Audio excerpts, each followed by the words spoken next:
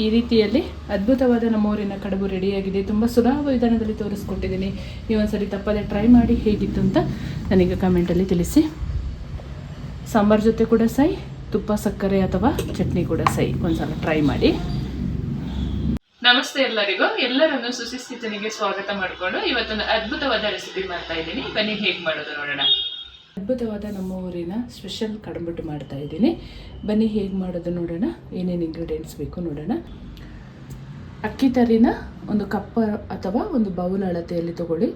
ನಾನು ಈ ಕಪ್ಪಲ್ಲಿ 2 ಕಪ್ಪಷ್ಟು ಅಕ್ಕಿ ತರಿಯನ್ನು ತಗೊಂಡಿದ್ದೀನಿ. ನೀರಿನ ಅಳತೆ ಸರಿಯಾಗಿ ಹೇಳ್ಕೊಡ್ಲಿಕ್ಕೆ ಒಂದು ಕಪ್ಪಲ್ಲಿ ಅಥವಾ ಬೌಲಲ್ಲಿ ಅಳತೆ ತಗೊಳ್ಳಿ ಅಂತ ಹೇಳ್ತಾ ಇದ್ದೀನಿ, ಸರಿಯಾಗಿ ನಿಮಗೆ ಮಾಡಿಕೊಳ್ಳಿಕ್ಕೆ. 1 ಕಪ್ ಅಕ್ಕಿ ತರಿ ತಗೊಂಡ್ರೆ 1.5 ಕಪ್ಪಷ್ಟು ನೀರು ಹಾಕೋಬೇಕು. ನಾನಿವತ್ತು 2 ಕಪ್ಪಷ್ಟು ಅಕ್ಕಿ ತರಿ ತಗೊಂಡಿದ್ದೀನಿ. ಅಕ್ಕಿನ ಚೆನ್ನಾಗಿ ತೊಳೆದು ಒಣಗಿಸಿ ತರಿ ಮಾಡಿ ಇಟ್ಕೊಂಡಿರಬೇಕು. ಒಂದು 6 ತಿಂಗಳೆಲ್ಲ 1 ವರ್ಷದವರೆಗೂ ನಾವೆಲ್ಲ ಮಾಡಿ ಇಟ್ಕೊಂಡಿರ್ತೀವಿ ಮಲೆನಾಡು ಸೈಡಲ್ಲಿ. ಈ ರೀತಿಯಲ್ಲಿ ಸ್ವಲ್ಪ ಮೀಡಿಯಮ್ ತರಿ ಇರಬೇಕು. ಪಾಪುಟ್ಟಿಗೆ ಮಾಡಿದ ಹಾಗೆ ದೊಡ್ಡ ತರಿ ಇರಬಾರ್ದು. ಕಡುಬಿಟ್ಟಿಗೆ ತರಿಯನ್ನು ಬೇಯಿಸ್ಕೊಳ್ಳೋಕ್ಕೆ ಒಂದು ಪಾತ್ರೆ ತೊಗೊಳ್ಳೋಣ. ಅಕ್ಕಿ ತರಿನ ಯಾವ ಬೌಲಲ್ಲಿ ತೊಗೊಂಡಿದ್ದೀನಿ ಅದೇ ಬೌಲಲ್ಲಿ 3 ಬೌಲಷ್ಟು ನೀರು ಹಾಕ್ಕೊಳ್ತಾ ಇದ್ದೀನಿ. 3 ಬೌಲ್ ನೀರು ಹಾಕ್ಕೊಂಡ್ರೆ ನಮಗೆ ಉಂಡೆ ಕಟ್ಟುವ ಹದದಲ್ಲಿ ರೆಡಿ ಆಗುತ್ತೆ. ಆಮೇಲೆ ಒಂದ್ಸರಿ ಬೇಯಿಸ್ಕೊಳ್ಳುವಂಥದ್ದು ಇದೆ, ಹಾಗಾಗಿ ಇದನ್ನು ಒಲೆ ಮೇಲೆ ಇಟ್ಕೊಳ್ಳೋಣ.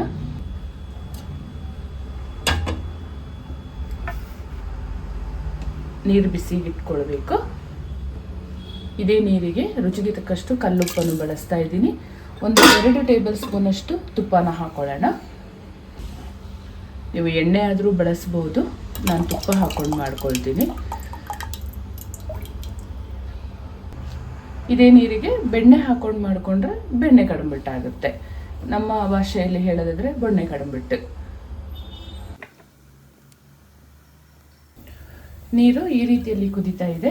ಇವಾಗ ಗ್ಯಾಸ್ನ ಸ್ಲೋ ಮಾಡ್ಕೊಳ್ಳಿ.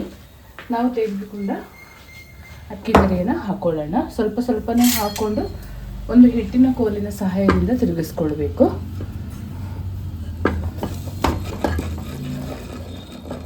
ಒಮ್ಮೆಗೆ ಹಾಕೋಬಾರ್ದು, ಸ್ವಲ್ಪ ಸ್ವಲ್ಪನೇ ಹಾಕ್ಕೊಂಡು ತಿರುಗಿಸ್ಕೊಳ್ಬೇಕು.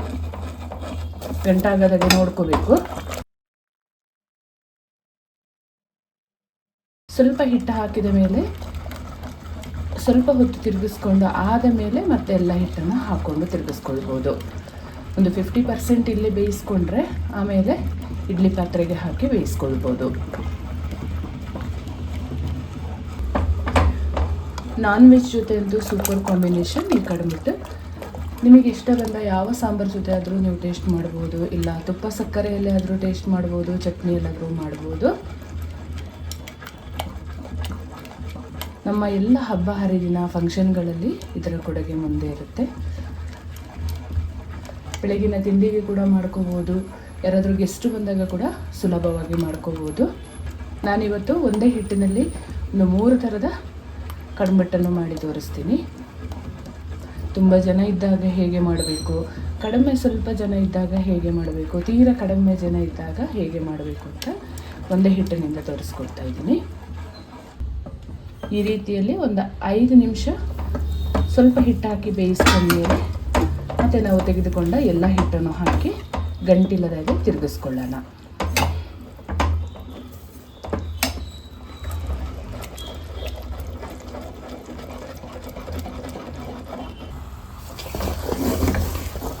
ಇವಾಗ ಉಳಿದಿರುವ ಎಲ್ಲ ಹಿಟ್ಟನ್ನು ಹಾಕೊಳ್ಳೋಣ.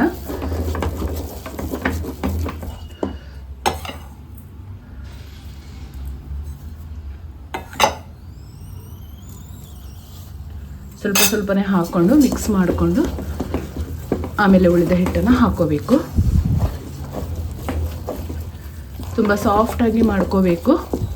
ಬೆಣ್ಣೆ ಹಾಕಿದ್ರಂತೂ ಇನ್ನೂ ತುಂಬ ಚೆನ್ನಾಗಿರುತ್ತೆ. ನೀವು ಬೆಣ್ಣೆ ಹಾಕಿ ಕೂಡ ಮಾಡ್ಕೋಬೋದು.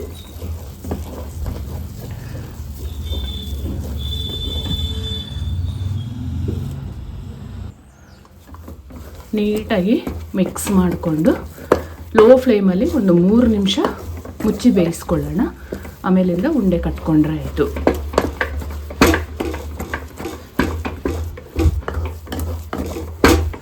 ಚೆನ್ನಾಗಿ ಮಿಕ್ಸ್ ಮಾಡ್ಕೋಬೇಕು ಈ ರೀತಿಯಲ್ಲಿ. ಇವಾಗ ಮುಚ್ಚಿ ಬೇಯಿಸ್ಕೊಳ್ಳೋಣ.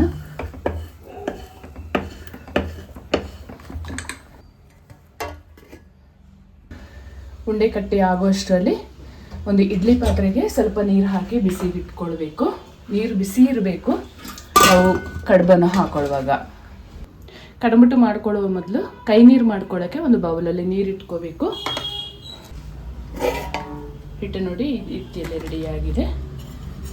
ನಾನು ಆವಾಗಲೇ ಹೇಳಿದೆ ಒಂದೇ ಹಿಟ್ಟಲ್ಲಿ 3 ಥರದ ಕಡುಬನ್ನು ಮಾಡಿ ತೋರಿಸ್ತೀನಿ ಅಂತ. ಚೆನ್ನಾಗಿ ಈ ಥರ ಮಿಕ್ಸ್ ಮಾಡ್ಕೋಬೇಕು. ಒಮ್ಮೆ ಸ್ವಲ್ಪ ಕೈ ನೀರು ಮಾಡ್ಕೊಳ್ಳೋಣ. ನಮ್ಮ ಮನೆಯಲ್ಲಿ ಜಾಸ್ತಿ ಜನ ಇರ್ತಾರೆ ಅಂತ ಹೇಳಿದರೆ ನೋಡಿ ಈ ರೀತಿಯಲ್ಲಿ ಸ್ವಲ್ಪ ದಪ್ಪ ದಪ್ಪವಾಗಿ ಕಡಂಬಿಟ್ಟನ್ನು ಮಾಡ್ಕೋಬೇಕು. ಆವಾಗ ಒಂದು 4ರಿಂದ 5 ತಿಂದರೆ ಅವರಿಗೆ ಹೊಟ್ಟೆ ತುಂಬುತ್ತೆ. ತೀರಾ ಸಣ್ಣದು ಮಾಡಿಕೊಂಡಿದ್ರೆ ಕಷ್ಟ ಆಗುತ್ತೆ ಕಡಂಬಿಟ್ಟು ಮಾಡಿಕೊಳ್ಳಲಿಕ್ಕೆ.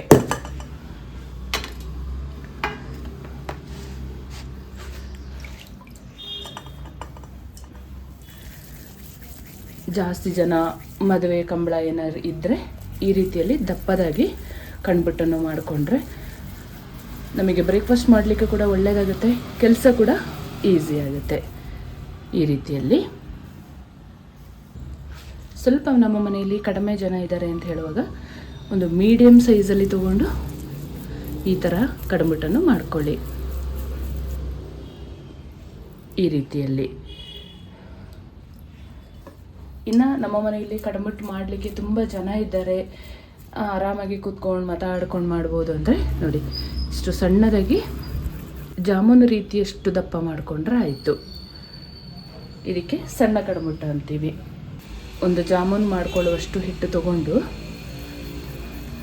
ಈ ಥರ ಕಡುಬನ್ನು ಮಾಡಿಕೊಂಡ್ರೆ ಇದು ಕೂಡ ಚೆನ್ನಾಗಿರುತ್ತೆ. ಇದು ನಮಗೆ ಕಡಂಬಿಟ್ಟು ಮಾಡಲಿಕ್ಕೆ ತುಂಬ ಜನ ಇದ್ದಾರೆ, ಆರಾಮಾಗಿ ಕೂತ್ಕೊಂಡು ಮಾಡ್ಬೋದು ಅನ್ನೋ ಟೈಮಲ್ಲಿ ಮಾತ್ರ ಈ ಕಡಂಬಿಟ್ಟನ್ನು ಮಾಡ್ಕೊಳ್ಳಿ. ನಮಗೆ ಸಮಯದ ಅಭಾವ ಇದೆ, ಜಾಸ್ತಿ ಜನ ಕೂಡ ಊಟಕ್ಕಿದ್ದಾರೆ ಅಂತ ಹೇಳುವಾಗ ಈ ಥರ ದೊಡ್ಡ ದೊಡ್ಡ ಕಡಂಬಿಟ್ಟನ್ನು ಮಾಡ್ಕೊಳ್ಳಿ.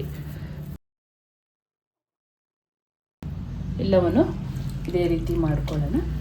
3 ಥರದಲ್ಲಿ ತೋರಿಸಿದ್ದೀನಿ, ನಿಮಗೆ ಯಾವುದು ಇಷ್ಟ ಆಗುತ್ತೆ ನೀವು ಅದನ್ನು ಮಾಡ್ಕೋಬೋದು. ನಾವು ಉಂಡೆ ಕಟ್ಟುವಾಗ ಹಿಟ್ಟು ರೆಡಿ ಮಾಡ್ಕೊಳ್ತೀವಲ್ಲ, ಇಷ್ಟು ಸಾಫ್ಟಾಗಿರಬೇಕು. ತೀರ ಗಟ್ಟಿ ಇದ್ದರೆ ಕಡಂಬಿಟ್ಟು ತುಂಬ ಗಟ್ಟಿ ಆಗುತ್ತೆ, ತಿನ್ನೋಕೆ ಅಷ್ಟು ಚೆನ್ನಾಗಾಗಲ್ಲ.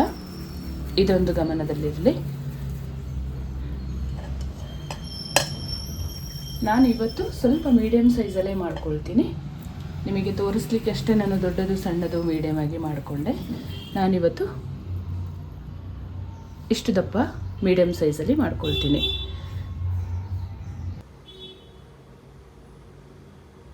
ನೀರು ಬಿಸಿಯಾಗಿದೆ, ನೀವು ನೋಡ್ಬೋದು. ಬಟ್ಟೆನ ಈ ಥರ ನೀರು ಮಾಡಿ ಹಾಕೋಬೇಕು. ನಾವು ಮಾಡಿ ಇಟ್ಕೊಂಡ ಕಡಂಬಿಟ್ಟನ್ನು ಇವಾಗ ಹಾಕೊಳ್ಳೋಣ. ಒಂದು 20 ನಿಮಿಷ ಬೇಯಿಸ್ಕೊಂಡ್ರೆ ಸಾಕಾಗುತ್ತೆ. ಬಟ್ಟೆನೆಲ್ಲ ಈ ಥರ ಮುಚ್ಚಿ ಬೇಯಿಸ್ಕೊಳ್ಳೋಣ.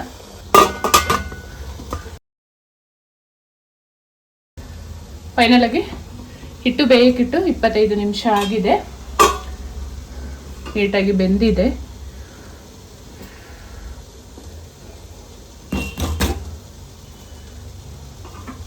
ಇವಾಗ ಇಳಿಸ್ಕೊಂಡು ಹಿಟ್ಟನ್ನೆಲ್ಲ ಸ್ವಲ್ಪ ಈ ಥರ ಬಿಡಿಸ್ಕೊಳ್ಳೋಣ. ಒಂದಕ್ಕೊಂದು ಅಂಟದಿರಲಿ ಅಂತ ಅಷ್ಟೇ. ಬಿಸಿ ಇರುವಾಗನೇ ಮಾಡ್ಕೋಬೇಕು.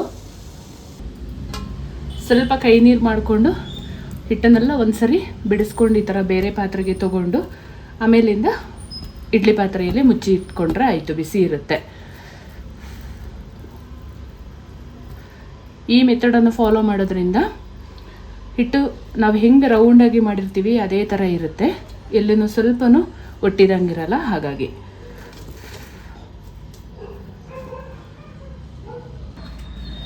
ಅದ್ಭುತವಾದ ನಮ್ಮ ಊರಿನ ಕಡುಬು ರೆಡಿಯಾಗಿದೆ. ನಾನಿವತ್ತು ಆಲೂಗಡ್ಡೆ ಕಾಳು ಹಾಕಿ ಕೂಡ ಸಾಂಬಾರು ಮಾಡ್ಕೊಂಡಿದ್ದೀನಿ, ಅದರಲ್ಲಿ ಕೂಡ ಟೇಸ್ಟ್ ಮಾಡ್ತೀನಿ, ತುಪ್ಪದಲ್ಲಿ ಕೂಡ ಮಾಡ್ತೀನಿ. ನೀವು ನಿಮಗೆ ಇಷ್ಟ ಬಂದ ಯಾವ ಸಾಂಬಾರಲ್ಲಾದರೂ ಟೇಸ್ಟ್ ಮಾಡ್ಬೋದು ಅಥವಾ ಚಟ್ನಿ ಎಲ್ಲಾದ್ರೂ ಟೇಸ್ಟ್ ಮಾಡ್ಬೋದು. ಈ ರೀತಿಯಲ್ಲಿ ಅದ್ಭುತವಾದ ನಮ್ಮೂರಿನ ಕಡುಬು ರೆಡಿಯಾಗಿದೆ. ತುಂಬ ಸುಲಭ ವಿಧಾನದಲ್ಲಿ ತೋರಿಸ್ಕೊಟ್ಟಿದ್ದೀನಿ. ನೀವೊಂದ್ಸರಿ ತಪ್ಪದೆ ಟ್ರೈ ಮಾಡಿ ಹೇಗಿತ್ತು ಅಂತ ನನಗೆ ಕಮೆಂಟಲ್ಲಿ ತಿಳಿಸಿ. ಸಾಂಬಾರು ಜೊತೆ ಕೂಡ ಸೈ, ತುಪ್ಪ ಸಕ್ಕರೆ ಅಥವಾ ಚಟ್ನಿ ಕೂಡ ಸೈ, ಒಂದ್ಸಲ ಟ್ರೈ ಮಾಡಿ. ಈ ಹದದಲ್ಲಿ ಒಂದೇ ರೀತಿಯ ಹಿಟ್ಟಿನಿಂದ 3 ಥರದ ಕಡುಬುಟ್ಟನ್ನು ಹೇಗೆ ಮಾಡೋದು ಅಂತ ತೋರಿಸ್ಕೊಟ್ಟಿದ್ದೀನಿ.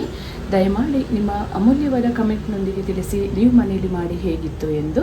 ಹಾಗೆ ನನ್ನ ಚಾನಲ್ಗೆ ನೀವು ಫಸ್ಟ್ ಟೈಮ್ ನೋಡೋದಾದರೆ ಪ್ಲೀಸ್ ಸಬ್ಸ್ಕ್ರೈಬ್ ಮಾಡಿಕೊಂಡು ನಿಮ್ಮ ಫ್ರೆಂಡ್ಸ್ ಆ್ಯಂಡ್ ಫ್ಯಾಮಿಲಿಗೆ ಹೆಚ್ಚು ಶೇರ್ ಮಾಡಿಕೊಂಡು ನನ್ನ ಚಾನಲ್ಗೆ ಸಪೋರ್ಟ್ ಮಾಡಿ ಅಂತ ಕೇಳ್ಕೊಳ್ತೀನಿ. Thank you for watching.